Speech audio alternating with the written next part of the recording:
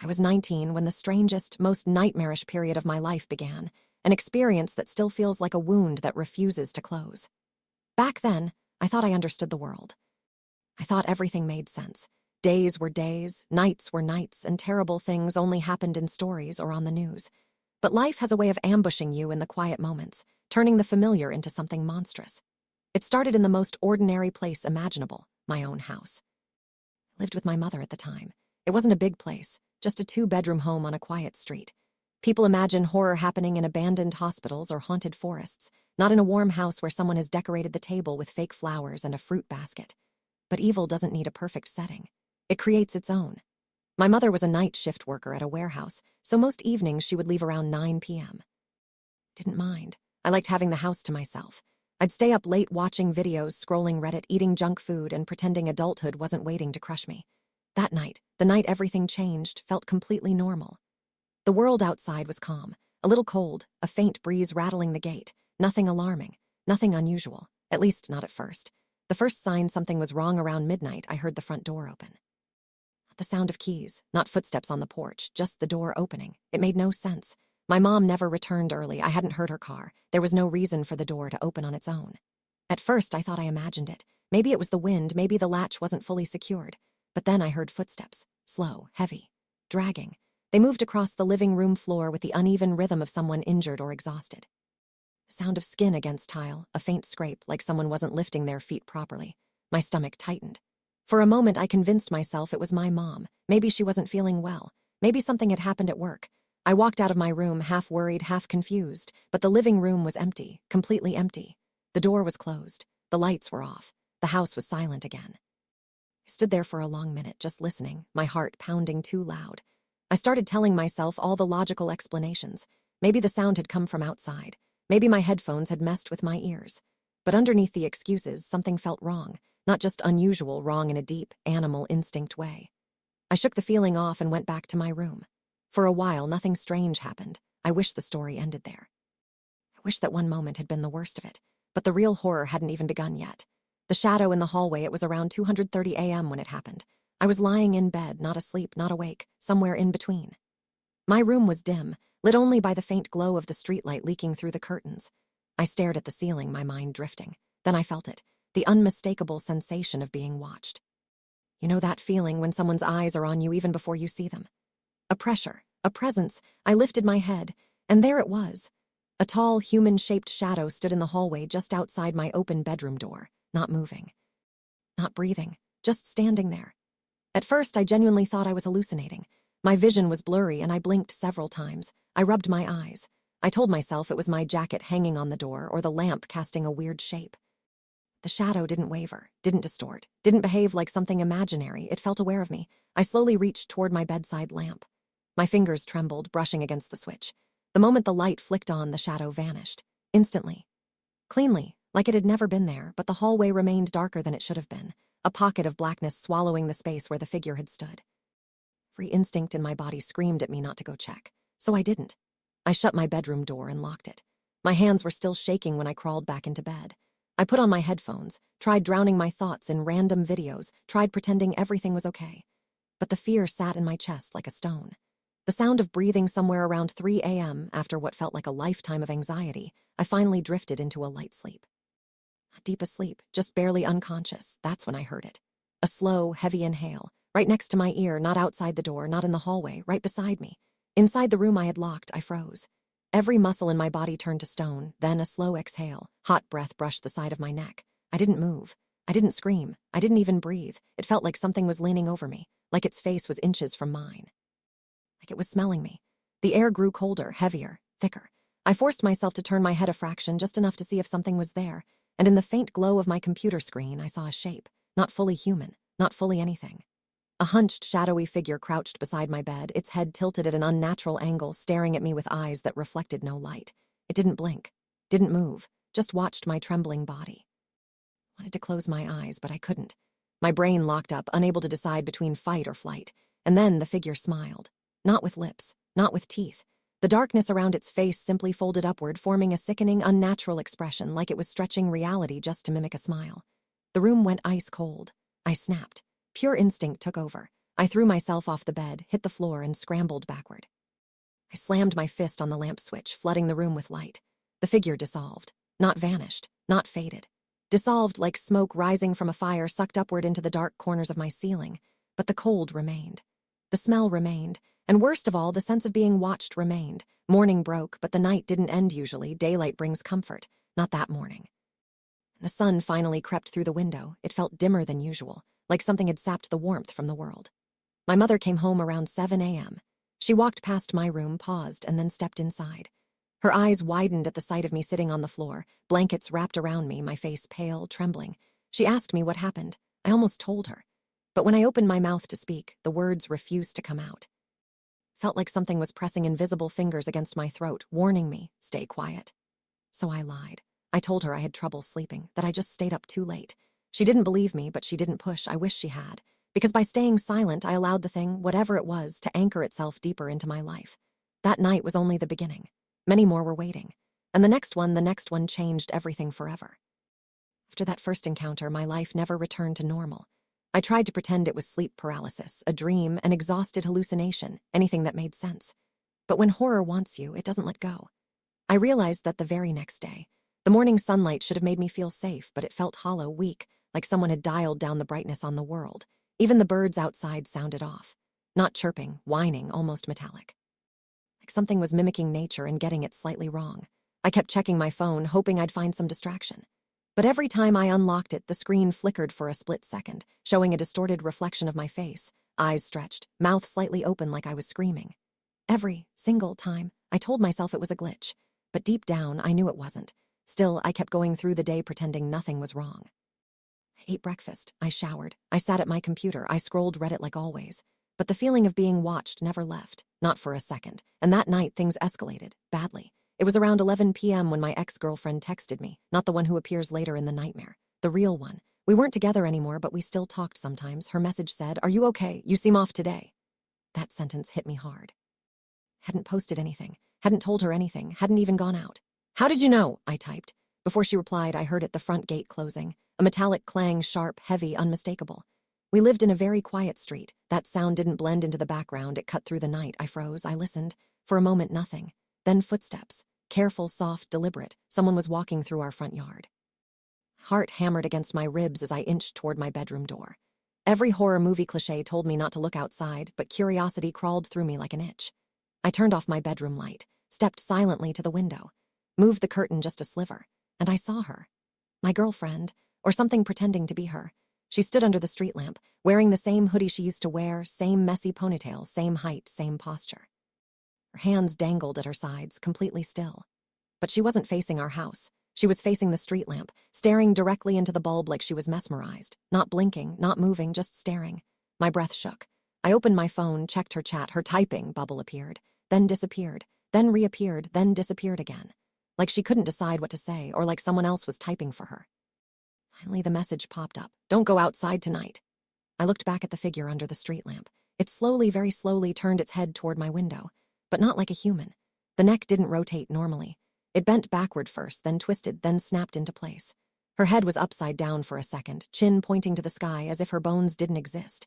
Then it righted itself, aligning into a grotesque smile directed at me. My fingers went numb. I ducked down from the window immediately, heart thundering. I waited, listened, nothing. For a whole minute, silence. Maybe she was gone, maybe it wasn't real. Maybe something scratched the outside wall, slow, deep, purposeful, not nails, bone. Scrape. The sound traveled from the front of the house to the side, then toward my window. I backed away on instinct, fear clawing up my spine. The scratching stopped. A shadow broke across the slit of moonlight on the floor. Something was standing directly outside my window. I held my breath. Then knock, knock, knock, 3 soft taps, knuckles brushing glass, not forceful, not angry, just asking, like it wanted permission to come in, then a voice. A perfect imitation of my ex-girlfriend's voice. "It's me, open the window."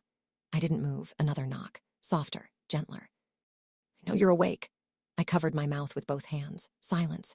Then sudden, violent scratching. I ran to the opposite corner of my room as whatever it was scaled the wall, scraping upward until it reached the roof. The sound traveled across the ceiling. Fast, wrong, inhuman. I stared up, half expecting the drywall to crack open, but it stayed intact. After a full minute, silence again. I didn't sleep that night, not even for a second. At dawn, the world outside felt dead quiet. Too quiet.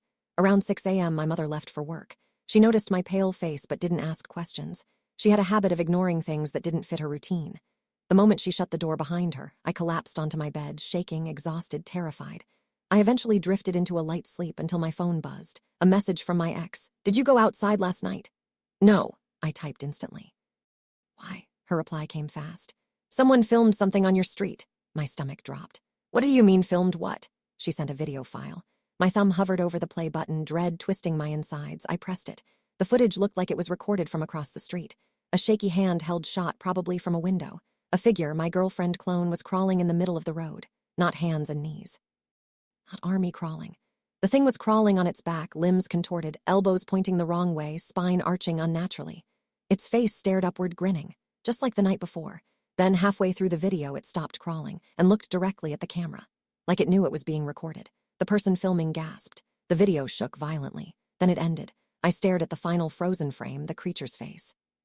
Smiling, neck twisted, eyes black pits. Then my phone buzzed again. My ex sent a final text that wasn't me. Later that afternoon, I got a call from my real ex. She sounded scared. "Someone has been watching me," she said. "I saw something outside my house last night." My blood ran cold. "Don't open the door," I warned her. "Don't go outside, not at night," she breathed shakily. "I thought maybe you were pranking me." "No," I whispered. "It's not me." Her voice wavered. "Then what the hell did I see?" Before I could answer, I heard it. Behind me. Inside my own house, a soft thud, then another. Slow footsteps in the hallway, not my mom, no one else was home. The footsteps grew louder, closer, stopped outside my bedroom door. I whispered into the phone. It followed me. Silence. Then the doorknob turned, not fully, just enough to test if it was locked. It wasn't. The door creaked open an inch. I froze. Something peered through the gap. A single eye, but not human, not fully, too wide, too dark. Unblinking. It stared straight at me. My ex screamed on the phone. "Hello, what's happening?" I didn't answer. Because the thing behind my door whispered my name. In my ex-girlfriend's voice, the bedroom door was open just a crack. Just wide enough for one black, reflective eyeball to peek in. No white, no iris, just an endless, oily pit staring directly at me. My phone was still pressed to my ear. My ex yelled through the speaker, "What is IT? What's happening?" But I couldn't answer. My throat locked up. My limbs refused to move. That eye held me like I was prey. Then the door slowly, very, very slowly opened wider. 2 inches. 4, 6. A hand slipped through the gap first. Not her hand, something else. Fingers were too long. The knuckles too sharp. The skin too pale. It touched the floor, then spun its wrist around in a full circle like it was testing the joint. I stumbled back in terror, the phone falling from my hand. The creature whispered again, "Open the door." But the voice had changed. The human imitation cracked. Layers of different voices overlapped, female, male, child, like a crowd speaking through one throat. Deep vibration rattled the floorboards. I kicked the door with all my strength. It slammed shut with a thunderous bang. Something on the other side growled low and guttural, vibrating the wood. The doorknob twisted violently. Once, twice, 3 times, then silence. Just when I thought it had left, the doorknob turned again, not fast, not aggressive, slow, soft, careful, like fingers were caressing it. Then tap, tap, tap, nails against the door. I couldn't breathe. If I made a sound, it would come in. If I stayed quiet, it might think I wasn't there, so I froze. For 30 straight minutes I froze, until finally footsteps drifted away. When the hallway went silent, I grabbed my phone with shaking hands. The screen said, "Call ended, 3714." My ex must have hung up. I pulled myself together enough to dial her back. She answered instantly, crying. "Oh my God, please tell me you're okay." I thought something happened. I opened my mouth to speak. But before I could say anything, another voice joined the call. A whisper, the same whisper from behind my door, "I'm still here." Both of us heard it. My ex screamed through the phone. I dropped the device again. The call ended. How? I don't know. Maybe the creature hung it up. Because when I picked the phone back up, the recent call list showed something impossible. Last incoming call. Me, 0159 a.m. It showed my own number call me 2 minutes before. My own name.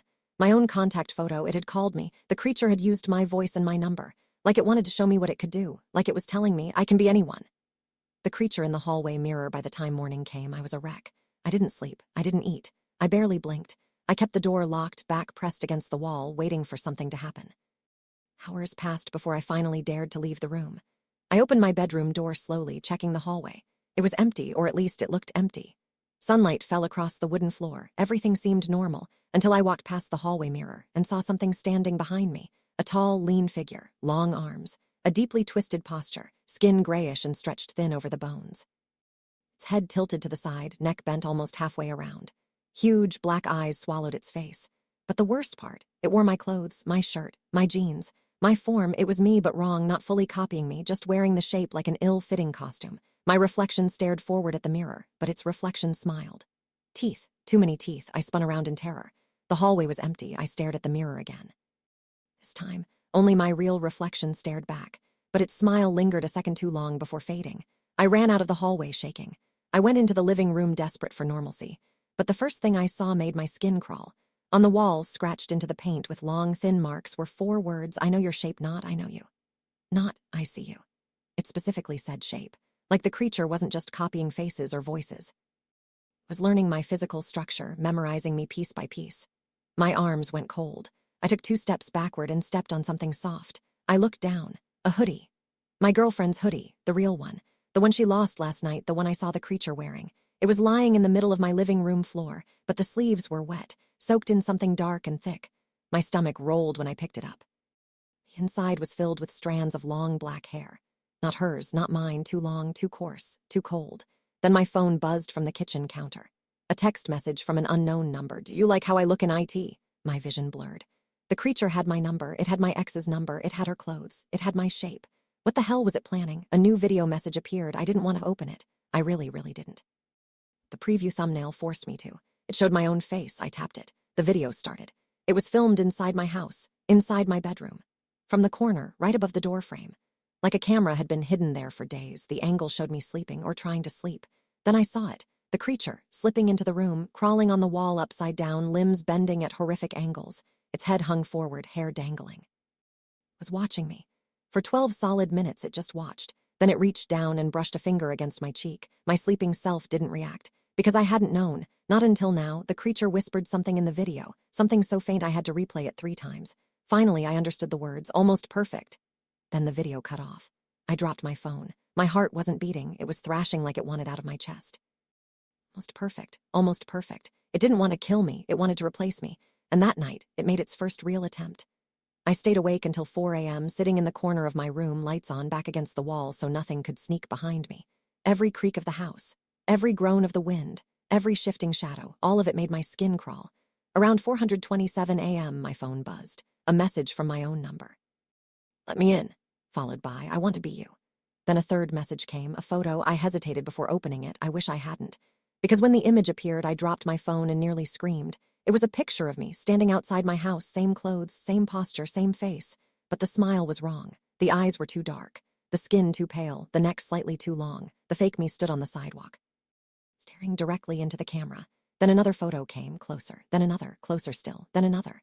My copy stood right outside my bedroom window, face pressed against the glass, eyes wide, mouth stretched open far too wide. No human jaw moves like that. Then the final message came, switch. Right as the doorknob to my bedroom turned. Once. Twice, then began to rotate slowly, deliberately, like the creature had all the time in the world.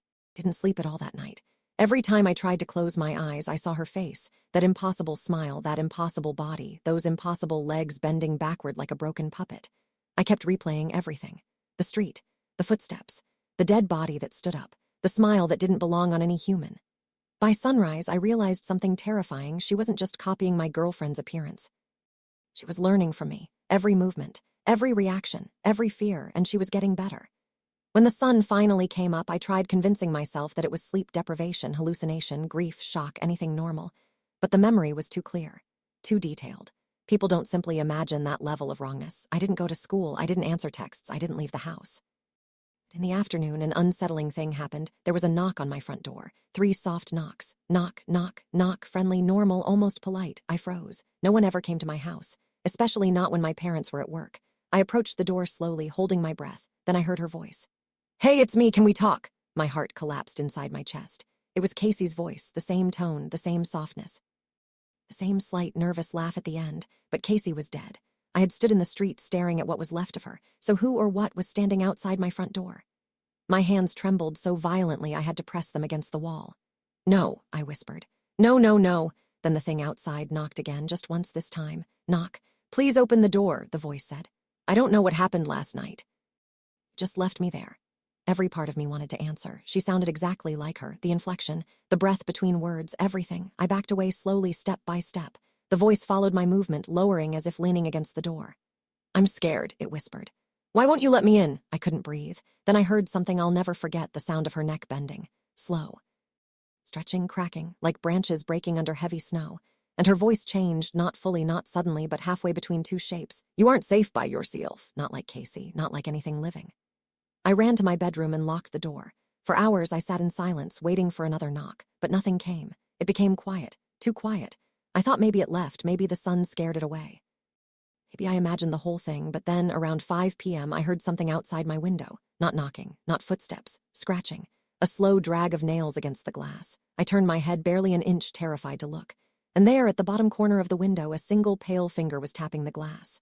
Tap, tap, tap, almost playful. I forced myself to peek. A face stared back at me, Casey's face. It stretched too thin. The skin under her eyes sagged as if melted. And the smile, God help me, the smile reached almost to her ears. She mouthed the words, let me in, not said, not whispered, just shaped silently with her lips. I fell backward, crawling away from the window until my back hit the wall.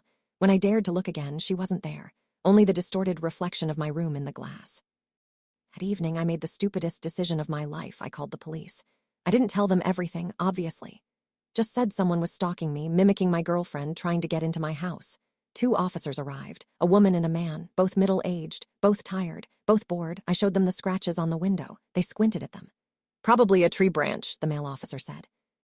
There are no trees near my window, I replied. He shrugged. The female officer asked, what did this person look like? I hesitated. What could I say? Oh yeah, she looked like my dead girlfriend, but her neck bent backward like a spider and her smile was wider than a human skull allows. I simply said, she looked wrong. They exchanged a glance that I hated, the kind you give someone who might be mentally unstable. Son, the male officer said, are you sure you're okay losing someone? I didn't lose her, I snapped before stopping myself. She was taken. They didn't understand. Of course they didn't. After a pointless 10 minutes, they left. I watched them drive away from the window. Then, under the streetlight near the end of my block, something stepped out of the shadow, something tall, too tall. Its legs were bent backward again. Its arms hanging down almost to the ground. Its head twitching like it didn't know how to keep it upright. It watched the police car leave. Then it turned its head all the way around and looked at me. I didn't sleep the next night either. Instead, I set up my phone camera facing my bedroom door, propping it up with books. I didn't expect to capture anything. I wanted proof, but I didn't believe something this wrong could be caught on a screen. At 3:17 a.m. it happened. Exactly 3:17. I checked. My bedroom door creaked, just an inch, then it stopped. And from the darkness of the hallway, a face slowly slid into view, not walking, not stepping. Sliding like gravity didn't apply. The head peeked around the doorframe, hanging upside down. The hair dangled upward, defying physics. The face, Casey's again, but wronger this time. The eyes were huge, black, wet, reflective like animal eyes at night. And that smile, that horrible smile, widened as it stared directly at the camera. Not at me, at the camera. Like it knew, like it wanted to be recorded. The video lasted 8 seconds. Then the door slammed shut so hard the screen went black. I sat frozen, replaying it dozens of times until daylight. Next evening, the 3rd night, I was sitting in my room trying to convince myself this wasn't real when I heard it again, at the front door. 3 soft knocks. Knock, knock, knock, then silence. Then, hey, the voice said softly. You haven't talked to me in 3 days, Casey's voice, but smoother, more controlled, more confident, like it had been practicing. You know my name, she said through the door, but I learned yours too. My blood froze. It whispered, Hamza, a perfect whisper, my exact name in the exact way I say it. With the exact rhythm, I staggered backward, knocking over a lamp. The voice laughed, not loud, not shrill, just delighted, like a child discovering a new toy. You didn't tell me your name, it whispered. I figured it out. I didn't speak, I couldn't. But don't worry, it said softly. Soon I will know everything about you. At 3 a.m., I received a message on my phone. No number, no name, just unknown. It was a photo of me, sleeping, taken from inside my room, from the foot of my bed. My mouth went dry. I hadn't slept, not once. So this photo wasn't from tonight, it was from before. From one of the nights I thought I was awake, when maybe I had drifted off for a few minutes, meaning it had been inside my room, standing at my bed. Watching me, breathing above me. I zoomed into the background of the photo, and there behind the corner of my closet door, a face was barely visible, half hidden, smiling, not wide, not monstrous, just a small smile. Like it was proud of itself. I didn't scream, I didn't run. I couldn't. I sat frozen on the edge of my bed, staring at the photo. Then something cold touched the back of my neck, a fingertip. Slow, gentle, almost affectionate, and a whisper slid into my ear. I told you, a soft breath. You're not safe by yourself. I turned around. Nothing. The room was empty, silent, still. But the air felt wrong, heavy, crowded, like something invisible was leaning over me, watching me. Smiling, I don't remember falling asleep. I don't remember lying down. I don't remember closing my eyes, but I woke up on the floor. My phone was still in my hand. The picture of me sleeping was still open. The face in my closet was still there. Only now the closet door was open, wide open, and the air was colder than any winter night I had ever felt. I didn't move for a whole minute, not even to breathe properly. My lungs hurt from holding the air inside them. Then I heard it, a whisper behind me, not close, not far, everywhere. Like the sound existed inside my skull. I'm getting better. My blood turned to ice. I'm learning you, it continued. I'm learning the way you walk, the way you breathe, the way you scream. A faint laughter followed, childlike, playful, cruel. And soon I won't need her face anymore. The house that wasn't empty anymore, I bolted out of the bedroom and ran downstairs. I didn't care if it heard me. I didn't care if it followed. Just needed to get out of the house. But when I reached the front door, my hand froze. The locks were open. I never unlocked them. Someone had done it for me. I threw the door open and ran out into the street barefoot. The cold pavement hit my feet, but fear pushed me forward. I didn't turn back. I didn't look at the windows. I didn't want to see a face watching me. I ran until my lungs felt like they were bleeding. At the far end of my block, beneath the broken streetlight, something stood. Perfectly still, perfectly straight. Like a silhouette carved into the night, I stopped. My vision blurred from tears and exhaustion, but even then I recognized the shape. Tall, too tall. Its head tilted slowly, so slowly it didn't look real. And then it spoke. Not loudly, not angrily. Softly, in a perfect imitation of Casey's voice. "Why are you running from me?" Then it changed voices. Shifted tone, shifted pitch, shifted breath patterns. Casey's voice became mine, my own voice. "Hamza, come back." I stumbled backward, almost falling, but the thing didn't move. It just watched me, studying me, learning me. And then I realized something horrifying. Its posture, it wasn't imitating Casey anymore. It was imitating me. The call my phone rang. Unknown number. Shaking, I answered. "Hello," a voice whispered back. "You left the door open." My stomach dropped. I hadn't been home for over 15 minutes, but something was inside my house, breathing, walking, learning. "Hamza," the voice whispered again, except it wasn't one voice anymore. It was two, layered, mine and Casey's, blended together, practicing. As if it was trying to decide which one felt more human. I ended the call and ran toward the neighbor's house, banging on the door until my knuckles hurt. No answer. I moved to the next house and froze, because standing in the driveway was me. My exact face, my exact clothes, my exact posture, but smiling wider than any human could. Its head twitched to the side. Then the smile grew even wider, and it waved, slowly, mockingly. As if saying, "Look what I can do now." I ran blindly until I reached the forest trail behind our neighborhood, the one no one used anymore, the one that always felt colder than everywhere else. Something trailed behind me, not footsteps. Something faster, something quieter, something that didn't move like a person. I didn't look. I didn't dare. Branches snapped, leaves rustled, something breathed behind my ear. Soft, delighted whisper. I almost have it. Have what? My shape, my voice, my memories, my life. I sprinted deeper into the forest until I collapsed near an old shed, a forgotten structure half swallowed by vines. I tried to call anyone, but my phone screen flickered and went black. Then I heard a soft, familiar hum, a song Casey used to hum, a melody she sang when she was nervous. But now, something else sang it. Badly wrong, as if it didn't understand the rhythm yet. The humming circled the shed, closer, closer, closer. Then, "Found you." The shed door creaked. A figure entered, but this time it wasn't Casey, it wasn't twisted, it wasn't broken, it looked exactly like me, perfect. Every detail, every movement, every breath, a flawless copy. It knelt in front of me, head tilted. "You're tired," it whispered with my voice. Not a mimic, not an attempt, perfect. "I can take the rest." I couldn't move, I couldn't scream. It reached out, touched my chest with one cold fingertip, and whispered, "You don't have to be you anymore." The world went dark. I woke up in my bedroom, in my bed, in clean clothes. My phone was plugged in. The room was tidy. Everything was peaceful. For a moment, I convinced myself it was a nightmare. Till I heard footsteps coming up the stairs. Slow, calm, familiar. My bedroom door opened, and I walked in. Not me, the other me, the perfect one, the new one. It smiled warmly like a friend visiting. "Good morning," it said. I tried to scream, but nothing came out. No sound, no voice. The thing looked at me with gentle eyes and touched my throat. "You won't need this," it whispered. "I learned everything I needed." And it walked out of the room, down the stairs, humming softly, living my life, taking my place, and I still exist, somewhere in this house, locked away, silent, breathing, watching, waiting while the thing wearing my face answers my phone, eats at my table, waves to my neighbors, smiles perfectly like me. And every night I hear its voice whisper through the walls, "I'm human now."